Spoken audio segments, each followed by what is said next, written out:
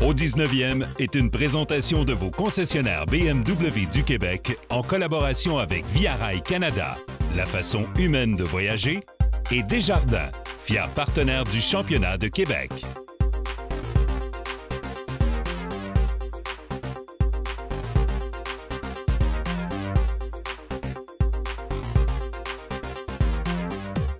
Mesdames et messieurs, bonjour. Ici Michel Lacroix qui vous souhaite la bienvenue à l'émission Au 19e. Cette semaine, on rencontre l'ancien champion du monde de longue distance, Jamie Sondlarski. Moyenne de puissance, 400 verges. Plus long coup de départ en carrière, 475 verges.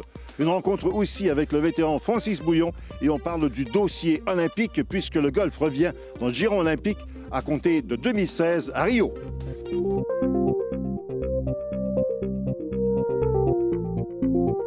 Francis Bouillon est notre invité aujourd'hui. Francis qui concède d'emblée, le golf, c'est pas vraiment dans mes priorités. J'ai raison? Ouais, t'as raison. J'apprécie quand je suis sur un terrain de golf avec des amis ou ben non, on fait beaucoup des œuvres de charité dans l'été. Je te dirais que je vais jouer une dizaine de games par année, mais pour moi, c'est pas une priorité. J'aime passer du temps beaucoup avec la famille, j'aime la nature, j'aime aller à la pêche. Fait que j'ai d'autres priorités l'été. Francis, si on monte dans le temps, les joueurs de hockey, quand vous étiez adolescent, vous consacriez votre temps au hockey, majeure partie. Donc, c'est pas à l'adolescence que tu as découvert le golf, c'était un peu plus tard au cours de ta carrière. Tu peux nous expliquer comment c'est venu? Bien, exactement. C'est quand j'ai commencé à jouer au hockey professionnel.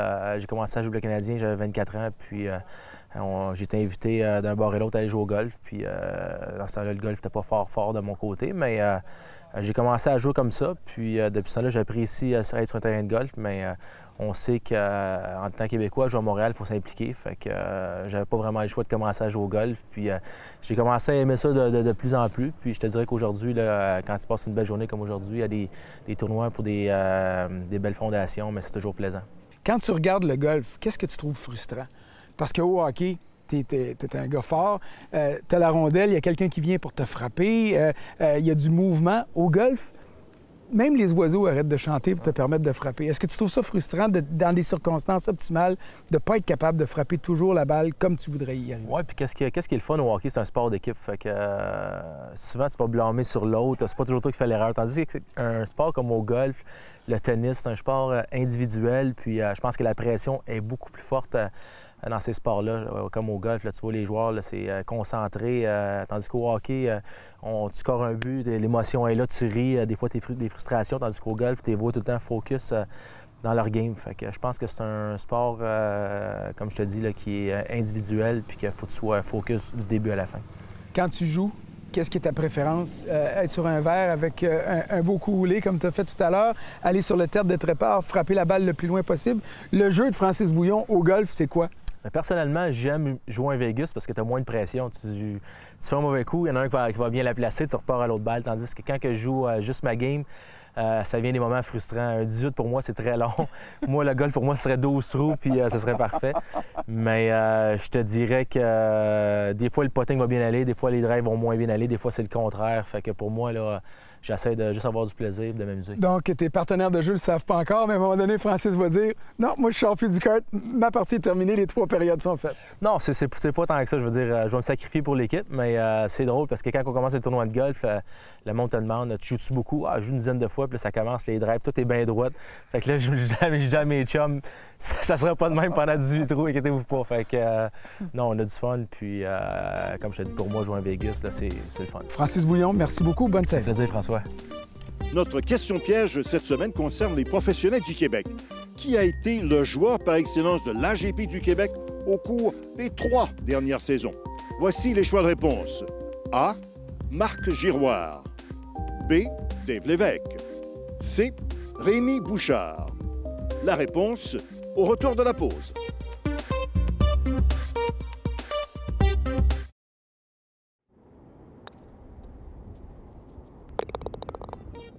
Qui donc a été le professionnel de l'AGP du Québec au cours des 3 dernières années? La réponse, Dave Lévesque. Il a remporté notamment l'année dernière le trophée Pierre Lemire avec une excellente moyenne de pointage de 68,11. Alors, je me retrouve en compagnie d'un frappeur de longue puissance, Jamie Sondlarski. Jamie, last year we didn't have a chance to do an interview with you, but you almost hit me because one of your balls flew directly across the driving range. So we decided that this year we would have a talk with you. Things are going well with you? Everything's good, yeah. We're sitting here at the Callaway booth and looking at the new product and all the new latest, greatest things they have coming out. Okay, twice back in 2008 and 2009 won the World Championship. So what's the latest about your performance? Yeah, I mean, 08, 09 came out of the chute, won a couple times, and then the last couple years just fallen short. I've made the top 8, 7 years in a row, and made it again this year, and just kind of, fall a little short in the finals. Didn't really hit a good shot, but, the competition's gotten a lot better, and you got to be on your A game, and you just can't afford to have a bad round now because everyone's, getting a lot better. So it's been not a rough couple of years. I've been there. It's just a matter of hitting a shot under the gun, and I just haven't been able to do that. But, I'm close, and we've been right in the mix for 7 years now. Jamie, tell me one thing. You're from St. Paul, Alberta. Is there something special about the water in Alberta? Because Jason Zubak and then you? Right. I mean, we own 7 world championships in Alberta. It's got to be that Alberta beef. I don't know if it's the water, but it could be the beef, what we're known for. But, yeah, I mean, it's an athlete sport now, and, the hockey motion that I was a hockey player.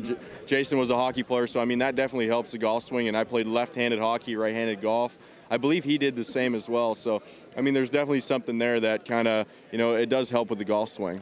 Tell me one thing, because I remember interviewing Jason way back. I mean, he's a lot bigger than you. Yeah. That's a major change for you guys. Yeah, when I first started, I started competing in 2003, and I would step on that driving range and I'd feel out of place because, guys are so big. And it's not that they're not big anymore, but, you do see a lot of guys out there that, they look like normal guys. They're young, athletic guys. Their background might be baseball or football or stuff like that, and they're athletes, and, they know how to create speed, and that's something that's really changed. Great golf swings now. From the, last 7 years, the golf swings have gotten a lot better, and guys are powerful with good golf swings, and when you can combo that up, then you're going to see a lot of long distances. Let's be more specific about your equipment, because amateur golfers would really like to know exactly what you're playing with. Yep. So our equipment, again, people always think that it's juiced up. Well, it's 3 inches longer than standard, so it's 48 inches, not 45. That's our max length. It's USGA legal. You can play on the PGA Tour with it. When we create more speed, we need lower lofts. So I personally use about a 4.5-degree driver. But other than 3 inches longer and lower loft, I mean, it's the same equipment that people have in their hands. The face isn't different. Callaway stuff. The heads that they make for us is exactly what you can buy. Again, we're just talking lower lofts. Okay. Your average and your personal best? I believe the last couple of years I've averaged well over 400 yards. And then my personal best would have been this year. I believe I hit a couple 475. Obviously a little weather conducive, but 475 is my personal best at the World Championships. Thank you very much, Jamie. You're very welcome. Thank you. Cette chronique équipement est une présentation de Golf Town. Golf Town, tout pour le golf. Cette semaine, on parle des fers qui sont dans la catégorie développement, les plus faciles à frapper, ceux qui pardonnent le plus. Et Pierre, on a été cette année au fond des choses, on les a essayés pour trouver les points forts de chacun afin de vous aider à faire le bon choix. Et on commence tout de suite avec Adams. On a les fers Adams Idea. Des fers de style hybride. La semelle travaille vraiment très bien lorsqu'on frappe le sol un peu avant. Trajectoire de balle relativement perçante, compte tenu que le centre de gravité est vraiment reculé. Donc, Adams a bien fait son travail à ce niveau-là. Maintenant, Pierre, on s'en va du côté de Ping. Toujours dans la catégorie développement, on a le nouvel ensemble Ping Karsten. Ping a toujours été reconnu pour son toucher doux à l'impact. Alors, pas de changement de ce côté-là. La courbe de compensation travaille très bien pour amener la face droite à l'impact et produire un crochet intérieur. On a obtenu d'excellentes distances. Et comme le Adams ID, lorsqu'on dépose la tête au sol, on peut voir la semelle ou le derrière du bâton. Donc, un look un peu moins classique. Pierre, maintenant, Mizuno a toujours été reconnu pour ses fers. On continue chez Mizuno. Cette fois, on a le GPX Easy. Oui, Mizuno, ça ne fait pas énormément d'années qu'il faut un bâton pour un golfeur de 15 handicaps et plus. Le GPX Easy nous donne d'excellents résultats en termes de hauteur, sensation plus dure à l'impact. On sent que la balle ne colle pas à l'impact. Pour une tête un peu plus classique, un bord supérieur large donne confiance aux golfeurs. Pierre, on termine la catégorie développement chez Cobra. Le Baffler XL de cette année glisse très bien au sol avec ses 2 rails sur la semelle. Des rails que l'on voit d'ailleurs sur les hybrides et les bois d'allée. La longueur de la tête combinée à la courbe de compensation corrige beaucoup les crochets extérieurs. Un son qui s'approche du GPX Easy de Mizuno, donc plus ferme. Et dans cette catégorie, c'est important, Pierre, de s'informer sur le nombre d'hybrides qu'il peut y avoir. La grande majorité en offre 3. On peut en enlever un ou en ajouter un, selon nos préférences. La semaine prochaine, les fers de série progressive.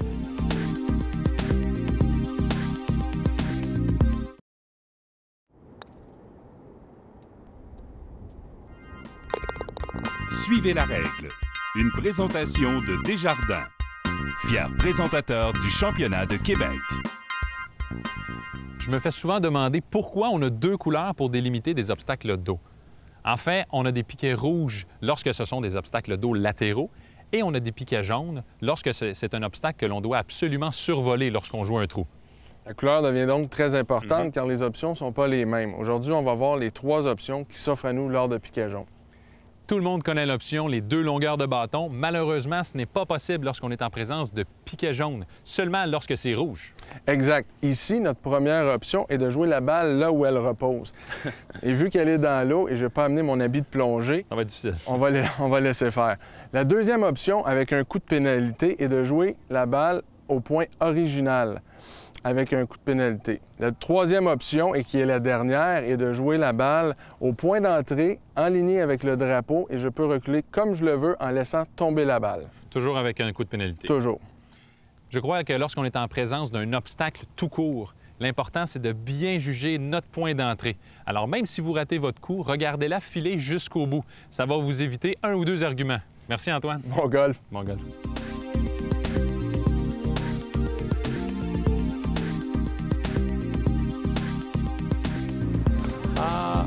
I think the team sport would be great. I think that golf has always been individual, but having it as a team would be something similar to like the hockey or a soccer team. If you have 3 or 4 players on a team and all receive a gold medal or all receive a silver or bronze, that would be fantastic. I would prefer to play a mix. I'd like to see an individual and also a team event, very similar to the World Cup that was played. And it's going to be unique, and I think it'll be such a great spectacle. I think it would be nice if we can have both. I'm not a big fan of playing the Olympics only in the team, because it's such a very, very special event where I would love to play for myself, but also for my country. So if we can have like an individual tournament and like a team event at the same time, that would be quite nice. Or if we break it up into 4 days, two days of individual play, and then the weekend as a team, that would be really fun, I think. I would have liked the team element for sure, and there's many team formats in golf. I was brought up playing a lot of foursomes golf. That would have been nice, but I think for simplicity, just the singles format is the easiest to go with. But in time, maybe there will be a team format. But it would, the Olympic Council is against adding scores together from 2 individuals, so it would have to be a genuine one player relying on the other player on each hole. So I think it would mean an extra week there, and maybe there isn't that in the schedule.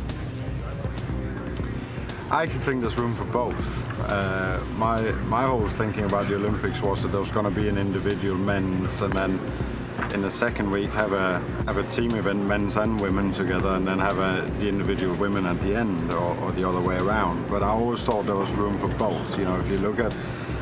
If you look at how the Olympics are done in a lot of other sports, that there is individual and then there is team events. So I always thought there was room for both, but at the moment it's an individual event, and it's going to be interesting. I think I think everybody's very excited about it, and it's a good thing for the game of golf as well. It's going to go to corners of the world that maybe it's not as big. So it's an exciting time for golf to go into that 2016 Olympics.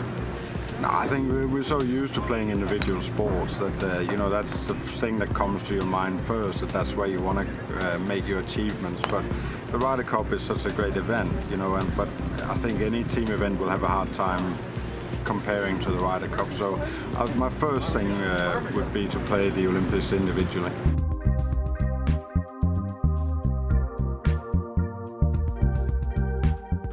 La plupart des terrains de golf pour les femmes sont trop longs, selon moi. Pour avoir des parcours à 4500 verges, 5000 verges pour les femmes, ça serait très bien, mais on a des femmes de plus haut talent qui peuvent se rendre jusqu'à 6000 verges, donc c'est un grand débat. Moi, je partirais le départ des femmes en fonction de la distance sur la drive. Par exemple, une femme, la moyenne de mes élèves féminines, ils frappent autour de 140 verges. Là, on arrive en voyage, par exemple en Arizona, là, sont pris avec des distances, ça sape juste pas de bon sens. Je dirais peut-être autour de 5300 verges, peut-être. Qui, en fait, ça peut être à partir de 5000. Entre 5000 et 5004, c'est un petit peu difficile à évaluer. Je pense que ça va avec le jeu de chacune. Puis souvent, si je déborde un petit peu de ça, je trouve qu'il y a souvent des joueurs qui ne jouent pas nécessairement des jalons desquels ils devraient jouer. Moi, je vous dirais 3 distances. 4800 verges, 5000 verges et 5500 pour les meilleurs. Au moins qu'il y ait 3 options de distance. Et les femmes devraient jouer avec des wedges aussi pour rentrer sur les verres, au lieu de rentrer avec des bois d'allée, souvent. 4550 verges, je l'ai calculé parce que 1 par 5 pour une femme drive à 140 verges de moyenne. Pas toutes, bien sûr, il y en a qui drive beaucoup plus. Un bois 3, c'est peut-être 120 verges et un fer 5, 110 verges. Donc, 1 par 5, c'est un bois 1, un bois 3 et un fer 5, c'est 360 verges de moyenne. 1 par 4, c'est 140 plus 100, ça fait 240. Et 1 par 3, c'est le fer 5. Donc, on arrive à 4550 verges.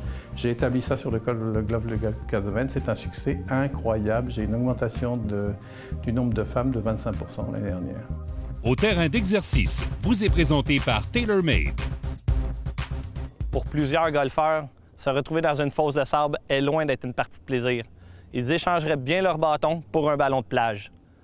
Beaucoup d'amateurs deviennent nerveux, même anxieux, devant ce type de coup. Je vais simplifier la sortie de fosse de sable en 3 points majeurs. L'ouverture de la face de club, positionnement de la balle et faire une belle finition. La face de club doit être ouverte. Mais qu'est-ce que cela veut dire? Tournez votre bâton dans vos mains pour que vous assurez que la face du bâton pointe vers la droite. Et faites attention pour ne pas avoir une prise trop forte. Ayez une position des pieds assez large pour avoir une attaque vers la balle à un angle un petit peu plus plat. Si les pieds sont trop étroits, vous risquez d'avoir une attaque de balle beaucoup trop verticale et cela risque d'être difficile d'avoir une belle continuité d'élan. Pour générer une belle vitesse, jouez la balle avec une posture légèrement ouverte, alignée vers la gauche pour moi, et le poids au-dessus du pied avant. La position de ma balle sera juste à l'intérieur de mon pied avant. C'est parce qu'on est dans une position ouverte que la balle se retrouve ainsi vers l'avant. On a tous entendu parler de la fameuse zone d'impact, étant définie par un espace de 3 à 5 cm derrière la balle. Gardons cela plus simple. Voici l'exercice. Tracez une ligne dans le sable à l'endroit où se trouverait votre balle et une autre ligne à l'intérieur de votre pied arrière. Réalisez un élan normal et essayez de reproduire un divot qui commence dans le corridor et se termine de l'autre côté de la ligne. Répétez cela à plusieurs reprises. Finalement, une erreur que l'on voit souvent chez les amateurs est un élan non complété à la fin du geste. Il est important de bien terminer l'élan sur la pointe du pied arrière avec la boucle de ceinture orientée vers la cible. De ce fait, la tête de bâton traversera le sable et la balle sortira en douceur. N'oubliez pas que l'important est d'aller faire quelques séances de pratique dans le sable pour pouvoir bien sentir les nouveaux apprentissages et faire en sorte que le sable redevienne votre terrain d'amusement. Bonne pratique et amusez-vous bien.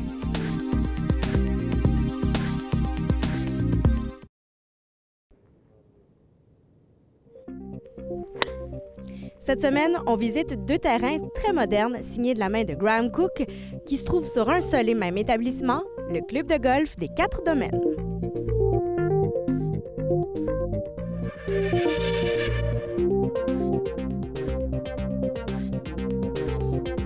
Vous trouvez ici sur le golf Les 4 domaines un golf qui a maintenant 15 ans et qui, depuis le début de sa création, est un très beau succès.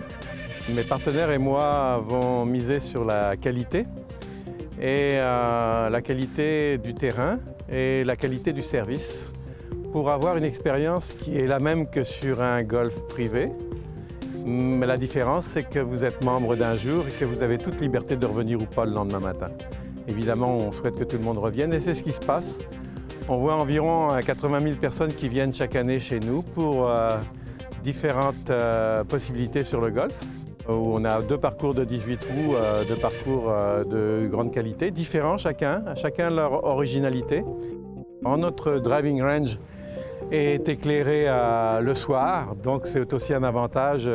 Jusqu'à 10 h du soir, on peut taper des balles, et ce qui permet d'avoir toutes les possibilités quand on vient ici, manger, jouer au golf, s'entraîner.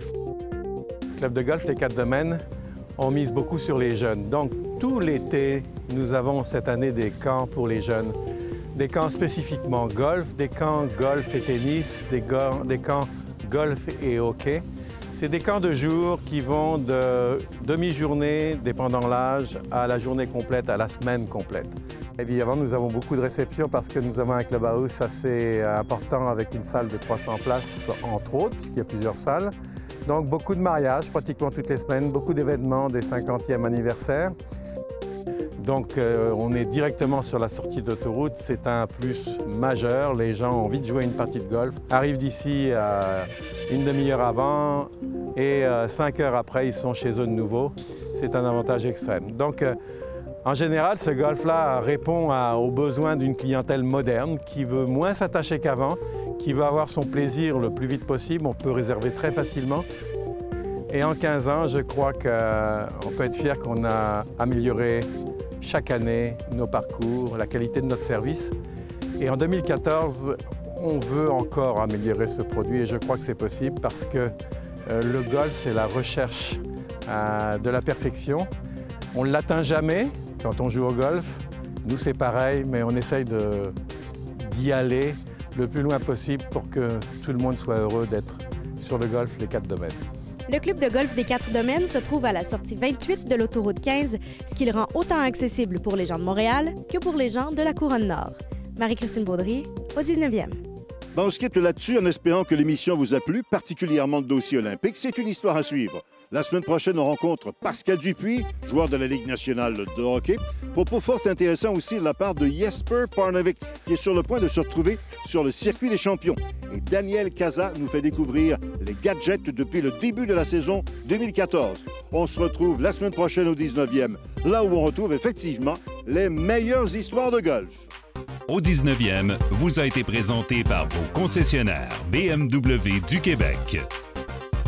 En collaboration avec Via Rail Canada, la façon humaine de voyager, et Desjardins, fier présentateur du championnat de Québec.